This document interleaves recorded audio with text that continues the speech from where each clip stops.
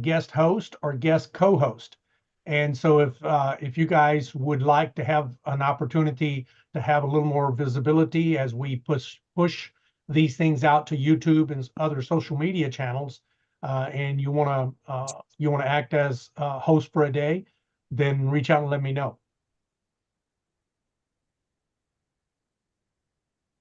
Okay, and as folks come in, let's make sure we keep reposting. Um, if you have questions, put them in the chat because we have a limited time. So Yep. And here's Tim. great. All Hey, right. good afternoon, everybody. Hey, How you Greg. doing? Hey. Hey, Good Daryl, afternoon, Alicia, Greg. Ed, Eugene, Jeannie, Tim, how are you? Hello. Trevor. All right. So Hey, it's Man, 1:58. We're going to go ahead and get started because we have a limited time with Tim May. Tim, normally I do a nice intro, but since we have a limited time, I want you to do the intro. Give us that highlight. Tell us who you are, where you come from. Go ahead. Yeah, thank you so much, Daryl and Jim, for having me on this show here. Yeah, with it being a Valentine's Day, my wife's like, I told you this ahead of time. Going for lunch. So that's the reason why we have to I do have a hard cutoff, but a little bit about me. So I've been a real estate investor for 22 years now in the single family home space.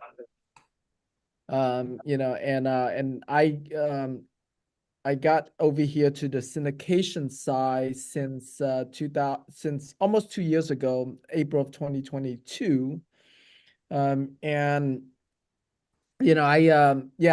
I when coming into this and how I got into the industry, I was talking to a friend of mine who who was doing a lot of fix and flips like I was, and he said, "Yeah, Tim, I don't do that anymore these days.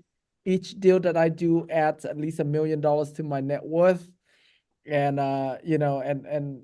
yeah, like that got perked my interest. And he shared with me, the multifamily deals that he was doing. And from there, him and I actually started a program together called the Teen Millionaire Challenge, because at that time his daughter was 16, my son was 17. And I got the idea of, hey, why don't we just teach all these young people how to go directly into multifamily, into syndications, and bypass the single family home stuff altogether. And so through that program, I get to witness for myself how, like, these kids are able to talk to brokers, make offers. They analyze over $1 billion worth of deals, underwritten over $1 billion worth of deals through that program.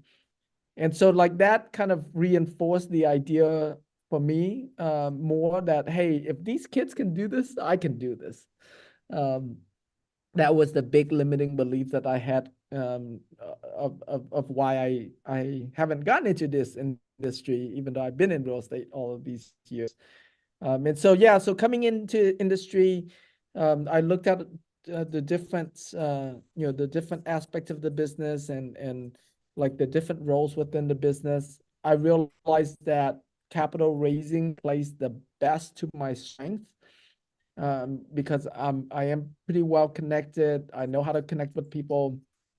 I have a pretty good network. I have really good marketing skills, and so I decided to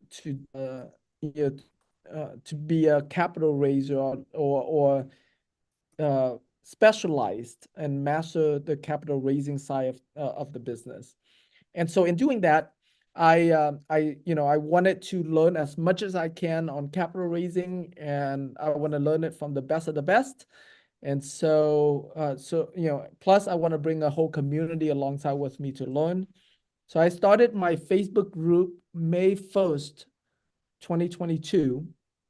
And then shortly after that, I started my capital raising party, which is our weekly virtual meetup, like what you guys have here.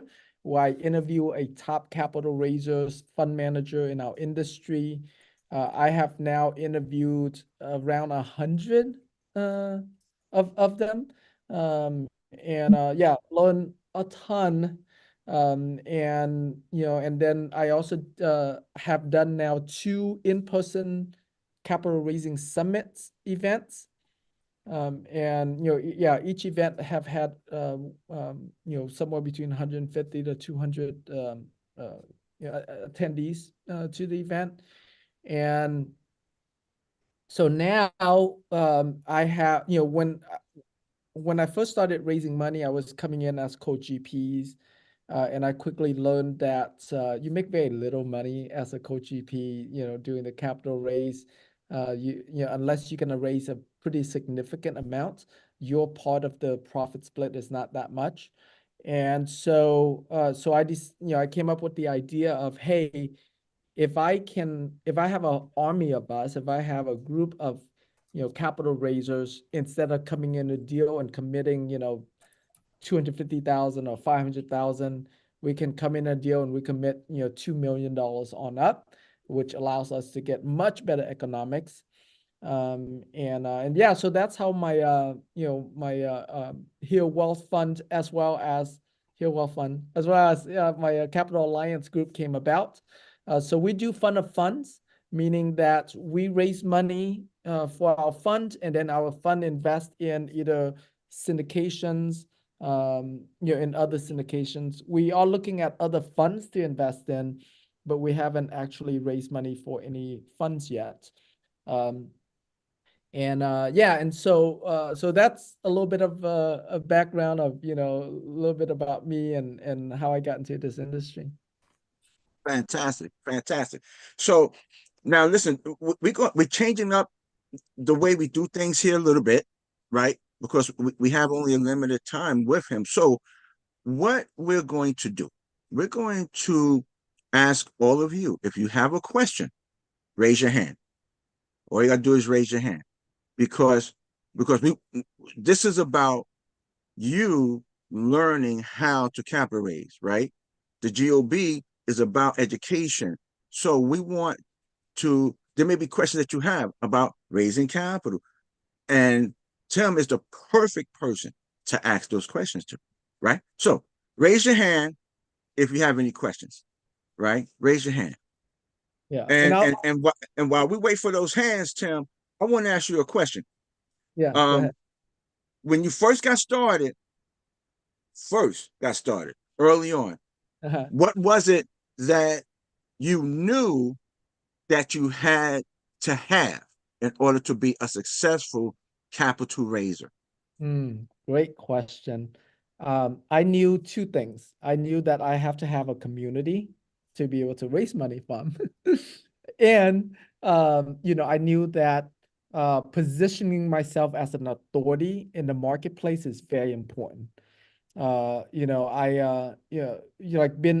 So part of my background that I haven't shared in the single family home space is that I used to also do a lot of events, and even very early on into my real estate business, I would host events, because I realized that whenever I'm hosting an event, people, even if I have limited experience, but because I'm an event host, people give me the credibility as an event host.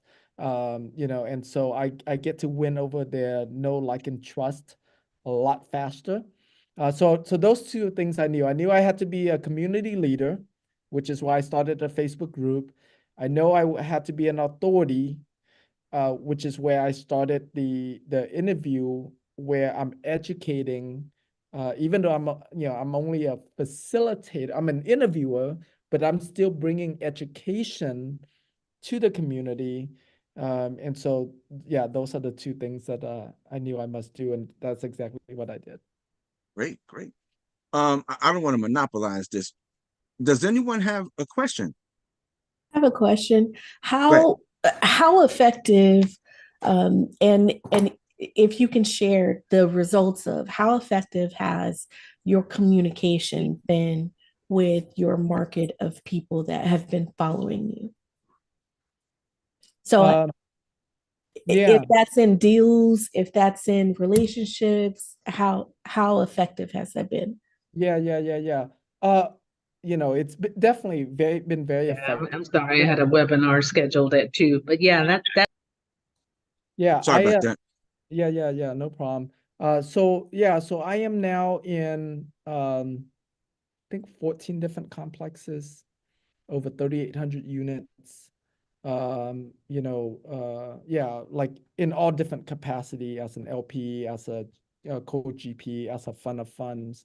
Um, you know, in December, I set out to raise money for just one deal, ended up raising for 3 deals. Yeah, like we raised over $5 million for those 3 deals. Um, and you know, and I realized the power, because a lot of the investors that have invested with me throughout my whole like since I've raising money in this industry, only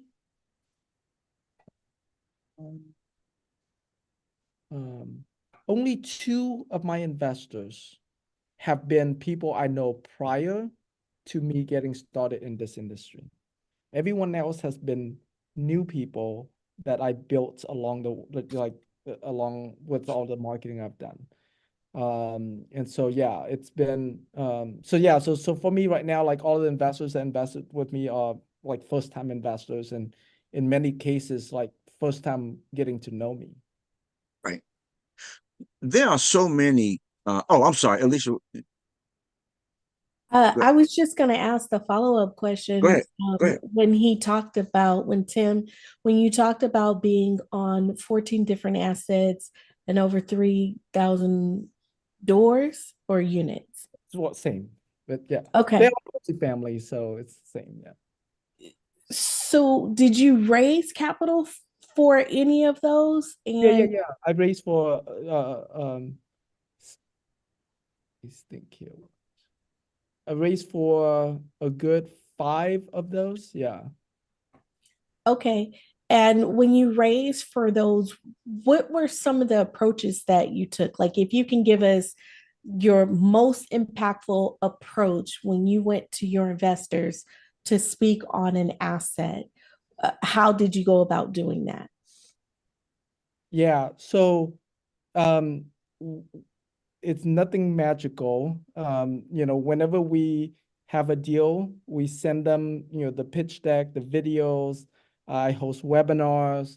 So I'll first start with the email, and then from there, the people that I know have money to invest, I'll text them. And you know, and then we host webinars. So the people that show up for the webinars, um, you know, during Christmas, like for example, I personally raised over $1 million between uh, um, um, Christmas and New Year, like that holiday week. And I did all of the above: text, WhatsApp, you know, Facebook posts, webinars. Yeah. So however many, like how much money you need to raise kind of dictate how much effort you need to put in. And so yeah, it's not I I haven't had any raise where it's just a one thing that I do. It's all about like doing everything that I know to do to raise the money. Thank you. Mhm. Go ahead, Linda. Hi. All right. Sorry, I jumped on a little late because I had another call and I was trying to throw in some lunch in between. But thank you, Daryl and Alicia, No for today's problem. call. Thank you, Tim, for being the guest. My question to you is, have you ever raised uh, how do you call that? Foreign funds, or have you ever raised for a foreign deal, and how did that go? No, I have not raised Hmm. foreign funds or foreign deals. Um, you know, I do know of like one of the experts I interviewed was Matt Owens. He raised money from China, from Japan, you know, and it's just a function of, so, and then Reed Goosen also raised money from Australia. So I'm going to answer it in two different ways. So number one, if the foreign entity can create, the foreign person can create a U.S. entity like an LLC in the U.S. that they can transfer their money to the U.S. LLC and invest out of that, then it's for you, it doesn't matter because now you're dealing with a U.S. entity. Okay? That makes sense. On the other hand, if they're not doing that, they are truly foreign, then yeah, you just have to work with a international tax attorney that knows, you know, how much money to withhold on the taxes side. But no, I personally have not. Raising money for, I met a gentleman, he was raising money, he's here in the US, and he was raising money for a deal, a development deal in Indonesia. And he said that he had the hardest time raising money from US investors for that. So he switched, he started raising money from Southeast Asian investors. So he went over there, raised money from over there, and it was a lot easier. That makes sense. Okay. Yeah, thank you. I'm asking because I came from Europe originally, and I heard that, you know, being in the US kind of gives an advantage with those foreign investors because they're trying to get to the US market. So I just wanted your opinion on that since you've been so successful at it. And then I guess my other question that's semi-unrelated is, how did you develop your avatar of investor, and what does it look like now? Like, who are you really targeting, and how did you kind of mold your strategy around that avatar specifically? Yeah. So currently, my avatars are other business owners, other real estate investors, mainly because since I've been in real estate for 22 years, real estate investors are a really big part of my contact list. Or if they're not real estate investors, they do something with real estate investors, like they're an appraiser, they're a you know, they sell insurance to real estate investor. One of my investors invested in you know, one of the deals that I raised for. He's you know, he does construction work for investors, GC type work, and so yeah, so real estate related is a big niche that I am currently. However, here in 2024, I am targeting a lot more doctors and dentists, and so, which is completely out of my niche. And so I am buying list of doctors, and so I'll give you a specific example of what I'm doing right now. So I have a deal in San Antonio that I'm getting ready to raise money for, and I live in Houston, so I don't know anybody in San Antonio, and not really, anyways. And plus I want to target you know, the doctors and dentists, and so I'm hosting a meetup in San Antonio. I'm pulling a list of doctors and dentists within 25 miles of where the property is, and I'm hosting a meetup there. You know, so that way I can attract local high net worth investors. Makes it easier to pitch that San Antonio deal, because you know, the chance of an investor that meeting me for the first time to invest in a market, you know, that they know because they live there, is much higher than me trying to bring my other investors from nationwide to the San Antonio market. That's awesome. And actually, I'm in Houston too. Okay. And we have our own meetup in Houston next week. So definitely let's keep in touch. I would love to invite you if you're available. But more importantly, I have a contact in San Antonio who is a syndicator. I think her and her husband do like deals that are more like under 50 units from what I know. But the lady herself is a broker. So if I can put you in touch with her, I think she would definitely help you with that if you want to. So yeah, let's stay in touch. Yeah, yeah, sounds good. All right. All right, Greg. Hey, hi, Tim. Thank you so much for actually doing this, your presentation. I know you were in a rush, and nonetheless, your presentation was very insightful. And my question to start with is, since I understand, I believe we all understand that any successful program is a process. And so what processes have you developed that we can potentially import and replicate the Yeah. success that you've had and perhaps even build on it? Yeah. The great question. So, you know, and this is from my own personal experience as well as from all of the different people I've interviewed, what I've learned, and kind of decipher down to the methods that have worked the best. So I mean, I'm actually writing a book on this topic. So I've broken down our whole capital raising down into 3 pillars: get known, get leads, get capital. And so, you know, so in getting known, it's all about like getting your brands, getting your, you know, you getting your brand out in the marketplace, as many different places as you can. I'm very similar to what I started with, starting with a Facebook group, so that way you become a community leader. That goes to your credibility, and then my virtual meetup that positioned me as an educator. My live events position me as an educator.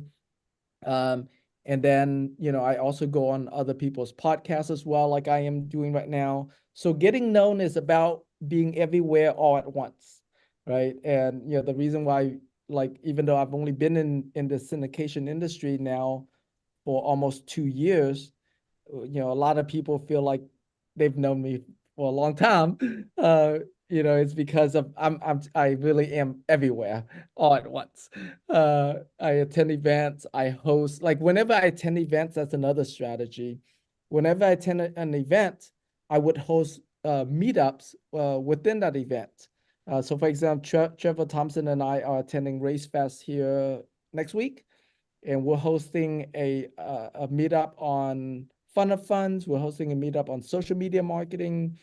And then Maria Marks, one of Trevor's team members there, hosting a meetup for women investing called She.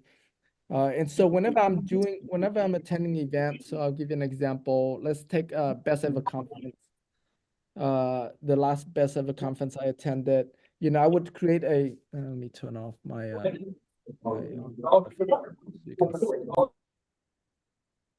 Okay, got it. Sorry about that. Okay. Yeah, so like I would I would start a WhatsApp group like this, and then have a QR code for people to join. So here in this case, like the last Best Ever Conference I attended, we had 89 people that are in that group, and I would host local, so I became, basically I'm almost like hijacking someone else's event and creating my own events from there. Leveraging, I should say, not hijacking. Hijacking is not a bad good word. Leveraging is a better word. Leveraging other people's events. I've done that, so like Jake and Gino's event, we had like 60 members. That was, here's a bigger event. Have you ever heard of an event called Fund Launch? We did, at Fund Launch, we had over 400 people because their event was bigger. It's like there's like 2,000 people at the event. But anyways, so that's get known, get leads. It's all about doing webinars, doing things that get people to opt into your funnel. So my weekly virtual meetup, every single week I have new people opting in to my capital raising party every single week. And then like all of these people that join my WhatsApp group here, they get invited to the party. And so they opt in. The webinars that we do, that educate passive investors. They opt in. So yeah, so virtual meetup, webinars, um, lead magnets. Those are all around like actually capturing the lead and then nurturing those leads. The reason why I'm writing books now is because I'm using the content from the book that I'm writing to turn it into a mini course that once someone opts in, right, it's gonna educate them for X number of days. And then I'm also turning those content into like a small ebook type lead magnets. I'm turning that into a 10-week masterclass series on investing. Yeah. So those are all has to do with capturing leads, nurturing the leads, getting them to book a call, and then get capital part of it. So whenever it gets, when I first got into this industry, I thought that, to raise money, I need to raise all the money all by myself, right? I didn't know how much the co-GP stuff was happening.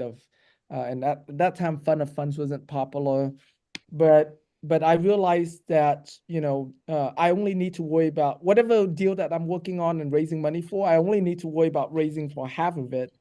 The other half of the deals, I can recruit other fund managers or co-GPs to come and raise with me. And so that's the other side. That's the reason why my capital alliance side, that side is not to raise money from the passive investors. That side is to have other capital raisers to raise with me on deals, so we can raise a bigger amount. And so, get known, get leads, get capital. I know it's a long-winded way to answer your question there, Gregory, but I hope that that answered your question. Actually, that was terrific because again, we're here to actually absorb as much as we can. So the more you can give us, at least for me, the more I'll intake. So again, get known. I'm talking about get known, get what again? 3 terms? Get known, get lead, get capital. Get capital, then get money. And All if right. you all didn't catch that, make sure you save the chat because those 3 items are there. Right. Go ahead, John. Thank you. And then after John, we're going to have to do a very, very quick round robin if I could get through everyone, but we got to let them go at 2:30. All right. Go ahead, John. Hey, Tim, how you doing? This is John Mishak.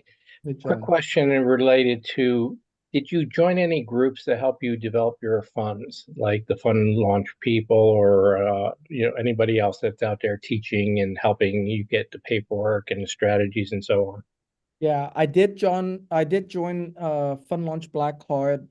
For the fun part of it, I did join Race Masters to learn the capital raising part of it. And then I've talked to quite a number of SEC attorneys by now. So and also talked to a lot of fund managers. My biggest even though I have joined these groups, my biggest education has been just talking to people that are doing it, right? Talking to people that are running funds, talking to people that are raising a significant amount of money. Yeah. As a Fantastic. follow-up, did you use the systems in those launches, like the back office, the fundraising, CRMs and investor portals and so on that they came with them, or you went on your own? I went on my own pretty much. Because they're just third-party vendors, it's not included. If you're talking about Blackheart, that membership includes the fund creation. I did use their SEC attorney for that fund. But I've learned quite a bit since then and talked to more SEC attorneys since then. And so yeah, the next fund that I've created. So that fund is this traditional blind pool fund. I have since also created SPV type funds with other attorneys. Yeah, things like that. So we have 3 minutes. Jim, you want to ask a question? We got 3 minutes left. No, let's let all the other members here have an opportunity. Tim and I can catch up at another time. Sounds Yeah. good. Okay. Yeah, So then, I apologize for the short time. Yeah, if there's a big demand, I can come back another time and we can spend more more time too. So, but there's always going to be a big demand for Tim. It's going to be a big demand. I'm gonna have you back here. All right, I'm gonna have you back. Does So, anyone else have any questions? No one has a hands up, so I'll go ahead and Right. ask one. So Tim, why Hero Capital? What was the impetus behind the name? so yeah, so for the longest time when I first started my business 22 years ago, or even, even back in college and making money, business has always been or was very much about making money and earning a profit. And then about, let me see, 5 years ago, it was a little bit over that, but I just kind of went through my third life crisis or whatever you call it, and and I wasn't fulfilled with where I was heading in my business, and so I had to take a look at my business and what do I want to make it about, and so my sort of my vision changed from my outlook about business, about making money, changed to business as a tool to make a difference. And so the Hero brand stands for Heart-Centered Entrepreneurs Enriching Others. And so it's so not and it's entrepreneurs, so it's not just me, but building a whole community of other heart-centered entrepreneurs, to make business about making a difference, make business about having an impact in our community, and not just drive everything based on the dollars. All right. So we do have Well, another listen. question in the chat, Daryl. So if we can squeeze that in real quick. Ifney said, if you could only recommend one tool for helping you raise capital, what would it be? Oh my gosh, one tool only? That's tough because look, the truth is raising capital is not one thing. Like, we all like to have one tool, one strategy. As I explained, if I need to raise $1 million tomorrow, I'm not using one tool. I'm using all the tools I have in my belt to raise that million. And so, but if I have to choose just one only, I would choose LinkedIn. Okay, All right. Daryl, wrap her up. All right then. So Tim, listen, I thank you so much for spending this valuable time. This regardless of how much time it was valuable. You threw out nuggets and they say gold nuggets. I think platinum is higher than gold. So you threw out a lot of platinum and whatever's higher than platinum that came out too. So I want to say, Tim, thank you very much for coming to the Capital Raise Strategy session. Thank you for passing that information on to all of us, because we all are trying to raise capital. We all need help. And I'm going to have you back. I'm going to reach out to you and your team. I'm going to steal one more minute, Daryl, because I don't want Tim to drop off without. Tim, could you drop in the chat or just tell everyone what's the easiest way to get in touch with you?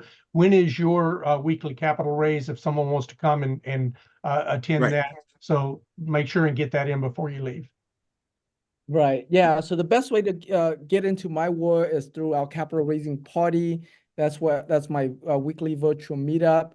And so yeah. So once you opt in there, then whenever we have events and other things, we'll communicate through there. Yeah. If you want, I don't know if there's an easy way. Let me see, for me to send to you also my my WhatsApp community.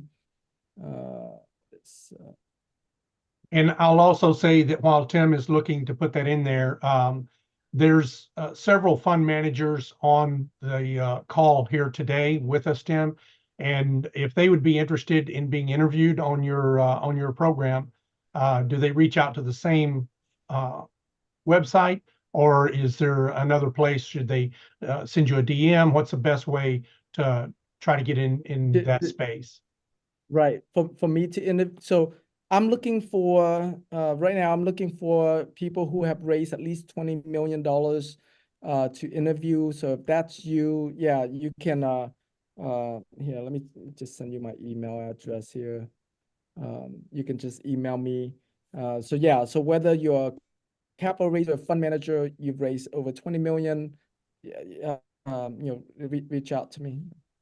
Or if you know people, the higher the better for sure. Like I want to interview more people that have raised, hundreds of millions or even billion. That would be cool. I interviewed the biggest guest I had. His fund is now a $48 billion fund. And the gentleman have raised money from talking about international investors. I was chatting with him, texting with him a few months ago. It's like, hey, where in the world are you? He's like, I'm in Thailand right now. So what are you doing there in Thailand? It's like, yeah, I'm raising money from the government pensions. Like, that is badass. Like that's, you know. So All Tim, we're 3 minutes over. So out of respect for your wife, who is probably fuming in the background, we'll let you go, but we'd love to have you back. Okay. Thank you so much for having me on. Really appreciate you guys. All right, everyone, let's connect. All right. Thank Happy you. Valentine's Day Thank you, to Tim. you and your family. Okay. That was fantastic. That was fantastic.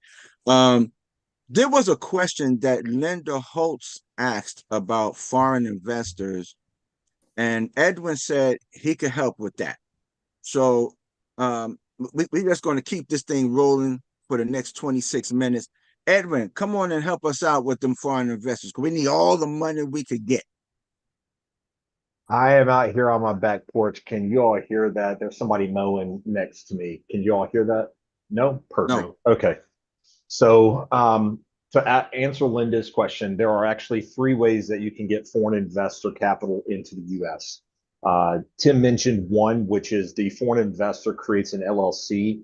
They need to have an ITIN number. There are companies that will help you set that up. It's typically a flat fee. They actually go through the process of creating the LLC, gathering the foreign investors' information, and then you basically set up the bank accounts, which they can help you do, or you can help your foreign investor do. So they have to have a bank account resident or nested, resided here in the United States. And then the foreign investor, once that ITIN is set up, and that ITIN number is basically an EIN number, but it's specific to foreign investors. Once they have that, the foreign investor funds that LLC. That LLC then funds your fund, and then you simply generate a K-1 for that investor. Pretty easy. It's the easiest way to get it done. A problem with that, some foreign investors, not necessarily because they're doing something nefarious, but they just may have hesitancy about being on the government's radar, if you will. I actually have some family member down in Colombia who are hesitant going that route. So that's one way, the easiest way. Be sure that depending on the type of filing you have with the SEC, whether it's a 506B, 506C, Reg CF, Reg C, Reg A, Reg A plus, regardless of the filing that you have, make sure that it is the appropriate filing to accept that investor based on whether they are accredited or non-accredited, right? So remember, the accreditation status does not mean is that investor accredited in whatever country they're coming from, because that country's accreditation standards, if they have any, may be different than the US. Any investor that you bring into your fund, regardless of where they reside and what their nationality is, have to meet the accreditation standards if there is one based on the exemption you filed for.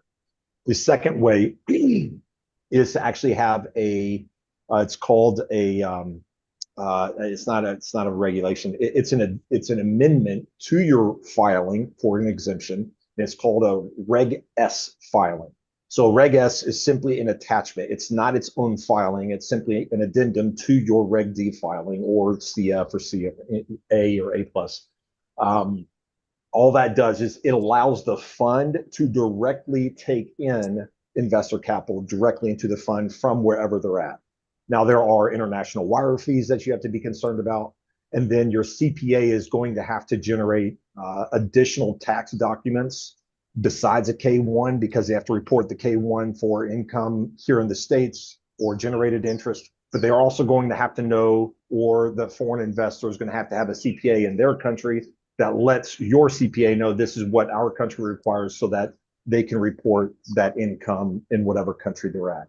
Reg S is probably most valuable for an accredited investor that lives in a foreign country. Okay, so Reg S would be, if you're going after accredited investors in other countries, having a Reg S attachment or addendum to your filing would be probably the easiest. The ITIN number would probably be the best for non-accredited investors that want to invest here in the US. So that would be, those are your two most commonly used. A third option, and this does cost a little bit more because the attorneys have to do, they have to basically create some additional entities, and it's called a Delaware Blocker Corporation. Now, Delaware Blocker Corporation is really helpful, especially for those investors that are coming from countries that might have, they have, let's see, what's the term? Reciprocal tax status with the US. Colombia is one of those.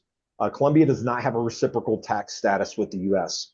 So investors in Colombia that invest into the US, when they generate a return in the US, they get taxed in the US and they get taxed. They get double taxed, basically, which is, it's not attractive to anybody. So creating a Delaware Blocker Corp is a great way to minimize taxation, not only in the country that they come from, but also in the United States. So Delaware Blocker Corporation, you actually have to set up two additional entities, one in the US based out of Delaware. So you're going to create a Delaware LLC. The other is you're going to want to create an entity as well as bank accounts in an offshore nation. British Virgin Islands, Cayman Islands are very common in that regard because they have a lot of protective measures as far as that entity's ownership and what they can disclose and what they don't have to disclose. So it's very attractive to investors who want to stay off the U.S. government radar and have some privacy, if you will. So what you would do is basically create an entity and you create a bank account, which you need an attorney in one of those two countries to do. And whether British Virgin Islands or Caymans, we've identified British Virgin Islands.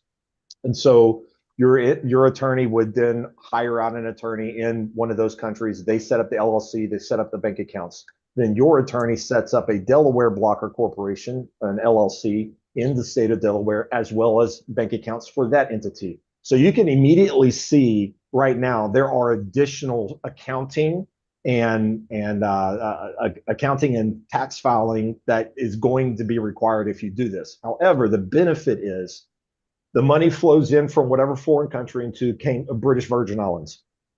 Once it's in that account, you would have control of that account. You then wire the funding from that British Virgin Islands into the Delaware bank, the Delaware LLC bank account. From that bank account, you would then wire into your fund account. Now, the big benefit to that for taxation, the U.S. government using a Delaware Blocker Corporation, and it has to be a certain filing that your SEC attorney files with the state of Delaware as well as the SEC. The SEC allows Delaware Blocker Corporation investors, which is your Virgin Island, technically LLC, it allows those investors to invest in the U.S. without any taxes. So the U.S. is not going to tax a Delaware Blocker Corporation at all on any income generated. When those income goes back to the Delaware Blocker Corporation and then it goes to the British Virgin Islands, there are several ways that you can do that. If your foreign investor wants to just keep the money in the US, then technically it's a way for them to generate tax-free generational wealth. So it's a great talking point for your foreign investor.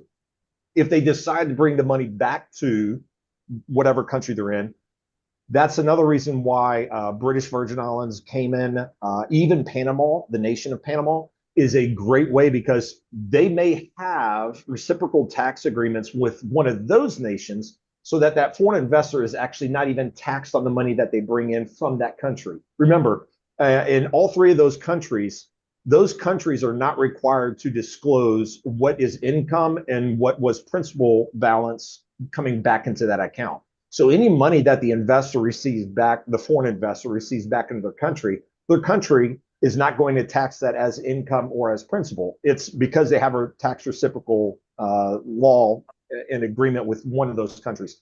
Colombia has one with Panama. We are still researching whether Colombia has a tax reciprocal law with the British Virgin Islands. I don't know, so I can't answer that question yet.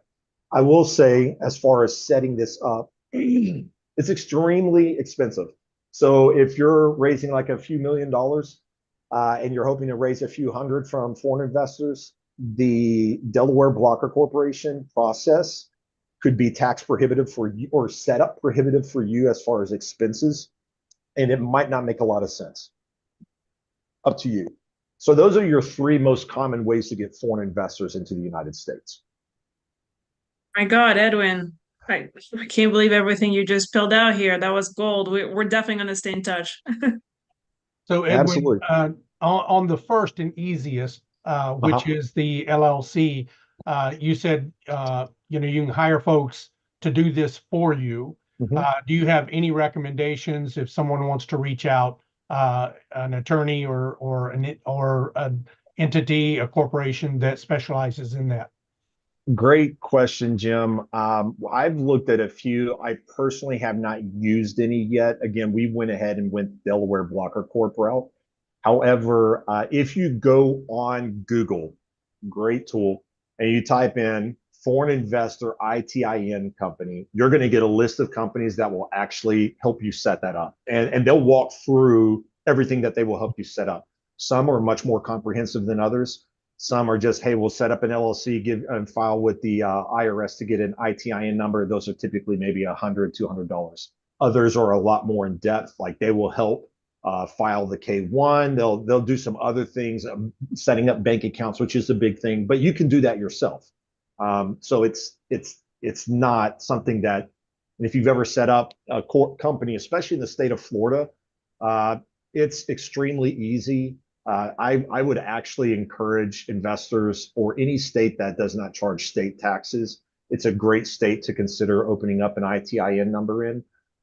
It just depends on what your foreign investor is comfortable with. Maybe they have a preference. So I want my entity to be in the state of California or whatever. Well, then there's going to be additional cost to them for that. But that's what I would say in that regard. I can do some research and get back to you, Jim, and just give you as far as. No, that's okay. I just thought you might have someone on top of head, that top of mind, that if anyone here wanted to, but that's a great suggestion, is just Google it. You'll find many of them. You know, and the good thing there is that they can get, one of the obstacles to doing this is creating the checking account and signatures on the checking account. And you find folks that is the obstacle they can't seem to overcome. And if you're working with the right attorney, they'll have power of attorney, and they'll know how to handle these things. They've already got banks that they work with, that they know the right person to speak to. You know, they don't have to go through the same red tape that you would normally have to go through, and just have all of this already as a well-oiled machine. So it's worth paying a little bit extra to have someone do it for you. So.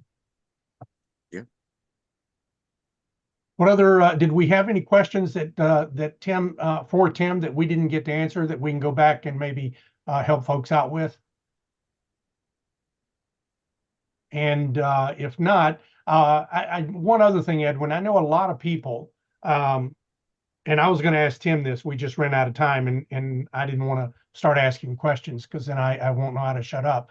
I think Tim is Filipino, if I remember right. And I was going to ask him, you know, as he used that connection to try to establish himself as a thought leader there, you know, to try to bring capital in from there, as as a U.S. territory, it's a lot easier than being a foreign country per se, even though it's almost on the other side of the world.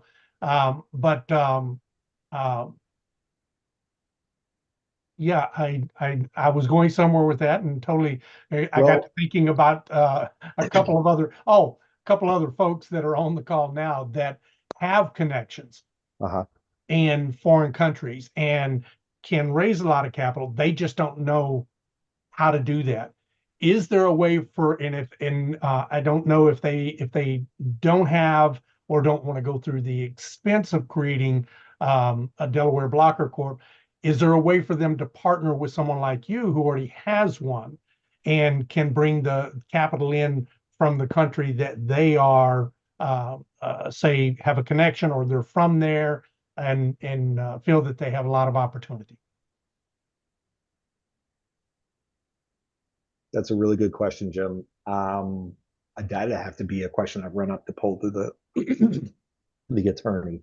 So my The first one- thought on that is, let's say I'm from Ireland and I know I can raise money here. I'm well connected in Ireland.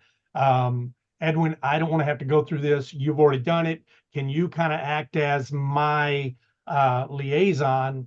And can I take like if I bring $1 million, 2 million, 10 million, can I take a fee for that and as managing the foreign investor here in Ireland and work with you to be like my, for lack of a better word, I can't think of the right word, but you're going to be my banker, you're going to be my attorney, you're going to be my entity advisor over on this end. So again, I'm not an attorney, and I would highly, highly encourage anybody that's considering this, talk to an attorney. My gut reaction is, or my gut thought, and just understanding a little bit about how the entities are set up here, and especially because remember, ultimately what we're dealing with are investors, regardless of foreign. So once the capital gets in the US, now what are we doing with the capital? So a Delaware Blocker Corporation is specifically set up to invest specifically into a fund. The minute that Delaware Blocker Corporation maybe, and this, I might be talking around you, Jim, so let me know if I'm following a wrong thought here. But once the capital is in the US, that Delaware Blocker Corporation, LLC, if it begins to invest in other funds than the fund that it was set up to invest in, you basically would have to file you would have to create that entity as registered with the SEC under an exemption and basically create it as a 506B, 506Cs, also have subcategories, which I know you're familiar with, maybe some other people on the call are not familiar with, but it's called like a 5C3 or a 5C1 or 3C1. Basically what these subcategories determine is what can the fund invest in? A fund of funds or a fund to invest in other funds, it has to be filed underneath the 3C1, I believe, a subcategory. I personally have a 5C3 fund subcategory funding, which means only 20% of my fund can be invested into other funds as limited partners. If you have the 3C1 filing, then you can invest 100% of your fund into additional funds. But then there are number of investor restrictions, like you cannot have more than 99 investors. And there's some other things that your attorney would be able to advise you on. That's on the US side. And the minute that Delaware Blocker Corp decides to invest in additional entities besides the one fund that it was set up to, i.e. your fund, now you have to look at potentially filing that as getting another exemption filing on with the SEC. As far as the foreign investor, let's say, Jim, I know you live in Ireland and you have some investors and you want to invest in the US. Now you would potentially be, especially if you say, hey, you can pay a referral fee or a broker fee or something like that. Like, yes, the onus is on that individual in that foreign country who's wanting to aggregate capital for you. Does that country require them to be licensed? What are the restrictions in that country? And I would be very hesitant to find a broker in that other country. Let's just use the word for what it is. I mean, that's what they're doing. They're brokering other investors to invest in basically through your Delaware Blocker Corp. I would be very hesitant to do that unless they carry some type of licensing from that nation's governing body for finances. So if anyone on the call has a large sum of money, I would say $1 million would be probably minimum to show interest. and would like for Edwin to spend some money with his attorney to find out the answer, if you're able to bring that, you would be investing in, as he said, in his fund, and then he would be managing that money, deciding where it's best spent. So you're really hiring him as an advisor, as a sponsor. If you think of it in terms that most of us are familiar with, you have a lead sponsor on a deal, and you're investing your money, and that lead sponsor is making most of those decisions. So in a situation like this, Edwin would be making most of those decisions, and you would just be using him because he has the structure in place. But if you have, the potential to raise $1 million and want to talk about it, I'm sure Edwin would like to take that phone call. I'll be more than happy to take that phone call. Now, one other thing I do want to mention, Jim, and for any investors that are interested in raising foreign capital, one of the things that you need to be aware of when you're raising foreign capital is what is the propensity of the foreign investor to invest in the United States, and what type of investments do they want to invest in? One of the things that I have found, and you had Ray Ismail on the call, I think last week, and he's gone down to Colombia. Colombian investors, by and large, are very familiar with investing in single-family properties as vacation, or as, hey, they're coming here to the United States and they want to have their friends or family set up in that, and just to be able to move the money in the U.S. out of their tax situation and just hold an asset. Investing in multifamily, investing in commercial, and even like my fund's primary focus, we do invest in syndications as co-GPs and LPs and other things, but the primary focus on my fund is investing in debt, meaning loans. We're making loans to real estate investors across all the different asset types. That's actually a very hard sell for Colombians. Why? Well, it's the familiarity, did I say that right? Familiarity with real estate investing in their country, and then how it corresponds here in the United States. If that foreign nation is not familiar with investing in notes like a bank, and that's not even a concept that they can understand, then investing in notes here in the States is going to it's going to be a lot of unknowns and what ifs and fear, right? Same thing like investing in big, large commercial or multifamily properties, even if it's on the syndication side, could cause some issues, because if they're just not used to doing that, that's not even anything that's available in their own country, much less how do they do it here in the States, which is thousands of miles away. That could be another thing. So before you raise capital from a foreign nation and foreign investors, I would say, number one, having a local contact in that country that understands the mindset and the mentality for investing in real estate and the desire to invest in real estate in the U.S. What does that look like? You definitely need to do your research in that. And then identifying either syndicators, GPs, or investment opportunities to where you can come along and partner in the United States with that answers the need for that foreign investor, those foreign investors in that nation, what they are looking for. Now you're really creating an opportunity that provides a solution to both you're able to raise capital for deals, as well as a foreign investor, because now you're raising capital in asset classes and in the capital stack, whether it's a debt or equity, that they are familiar with. So just be aware of that. It's very feasible. You just have to know what the foreign investors are sort of looking for. And number one thing, identifying a foreign investor point of contact, like what you mentioned, Jim, somebody that's like from Ireland that can point investors. That would be very, very helpful. And then as far as them getting compensated, you have to understand, or they have to understand, the laws in the nation that they reside in. Yeah, and I would encourage folks, if this is a path that you decide to go down, try to find yourself an attorney that you're very, very comfortable with, and let them do the outreach for you. And hopefully you don't find an attorney that you're comfortable with that's never done it before. Yep. You find an attorney that is used to working with other attorneys in other countries. Specifically, I know, we made this mistake 30 years ago with our in-laws' estate in Mexico, and trying to find our own attorneys in Mexico, and then we're having to find attorneys in the U.S. and then introduce them to each other. Everything works a lot smoother when they already know each other and they're already vetted by each other. So having an attorney that has 2 or 3 attorneys that he can go to in any other country that you may be interested in is invaluable. Great. And you can rely on their expertise for vetting them as opposed to your own, which even if you're really smart and even if you, know a lot and speak legalese and still not an attorney, put your, they have some degree of fiduciary responsibility to you. So if shit hits the fan, then you've got something to back up to. John, you have a question? You need to come off Yep. mute. Yeah, the question I had was going back to the fund of funds model. So fund usually charges roughly a 2% management fee. Then on top of that, is it Tim? What would your fee be, or Edwin? What would your fee be to manage, investors' money when you're putting it into other funds?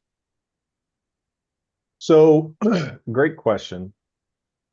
The way that I look at it is, so most syndicators, and most of the people on the call are syndicators here in the GOB network. So most syndicators know this. If you're raising capital, let's say you're raising $5 million to take down an asset, you're going to break that into tiers, right? You're going to have your tier 3, which is going to be your just minimum investment amount, 50,000, let's assume, maybe 75 or 100, and that's your minimum investment amount. And that's going to get them typically an 80-20, maybe a 75-30 or 75-25 split, right? And then there might be an equity multiplier on the back end. The second tier might be like 500,000 or maybe $1 million minimum. And then the tier 1 would typically be 1.5, 2 million or more, right? The tier 1 is because if you can get a couple of tier 1s, now you funded the entire, and it reduces your workload. So the tier 1 is typically where you see 90-10 split. You also see, a higher equity multiplier on the back to where that investor is participating more in the equity. In the fund-to-fund models, one of the biggest benefits of having that type of model, and what I allow my investors to do is like, okay, you can invest. Let's say in my fund, the minimum is 50,000. So an investor invests 50,000, maybe 100,000. But now I have the ability within my fund to go be a co-GP on another fund or even an LP. But we're able to go in at the tier 1 level. So we're getting the tier 1 returns, and somebody is able to participate in that tier 1 investment, even though they would technically be a tier 3 investment in my fund, but now they're getting the type of returns that they would get at a tier 1. And all we do is we make a yield spread. That's what we call it in the note business. We make a yield spread on that 90-10 profit split as well, or the waterfall, as well as the equity multiplier. So real quick numbers. Let's say if the investor were going to invest themselves, they would be able to get 50,000. They'd be able to get 80-20 and maybe a 1.5 equity multiplier on the back end. At a tier 1, though, they would get a 90-10 and get maybe a 2.15 equity multiplier on the back end. Because we can come in and I'm aggregating, my investors are able to take down a tier 1. That means maybe the tier 1, the investor is going to get an 85-15 profit split. And so we're making a 5% profit split on the waterfall, or a half of, like 10% profit split on the waterfall. And then on the equity multiplier, instead of only making 2.15, we'll pass on to the investor a 1.95 equity multiplier. So they're able to get into a deal and earn a higher rate of return with a lot less money than if they were to go to that syndicator and invest directly. So by being an investor in our fund, then they can participate in tier 1 syndications with only having a fraction of that investment requirement. So instead of having $2 million for the tier 1, they can invest with only 50,000 and still get better than a tier 3 return, but not exactly a tier 1. So that's what I do. If somebody's not, and there are a lot of syndicators that, well, we don't offer those type of tiers. It's either, regardless of what you invest in, this is what you get. Well, those are syndications that we wouldn't consider. Yeah. All So right. we are at the top of the hour. So for everyone that's new this week, appreciate you being here. Make sure come back next week, bring a friend, share the post on social media. And Daryl, Tuesday mornings, first and third Tuesday of the month, we have a guest speaker, and we discuss underwriting. Our platform is specifically educating those on underwriting, how to underwrite, what you need to look for in underwrite, what are some of the key takeaways in underwriting. So this coming Tuesday, please, if you could be there, come on and join us at the Commercial Multifamily Masterminds for the underwriting session. Thank you, All right. guys. Really appreciate you being here. Thank you, Jim. All right. Thank you, guys. Thank you. Thank you, everyone. Have a good week. Thank you.